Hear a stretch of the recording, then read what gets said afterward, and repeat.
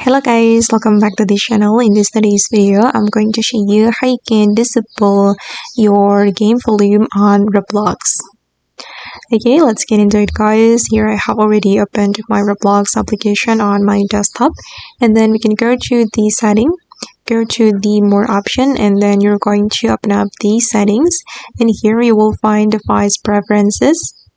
And if you want to turn off the volume, you can set the volume to 0. Okay, and then when you play your game, there will be no sound and you can play your game in peace. And if you want to get back the volume, just increase the volume here. Okay. And okay guys, that's all the way to turn off the game volume on Roblox. I hope this video will be useful for you. Thank you so much for watching.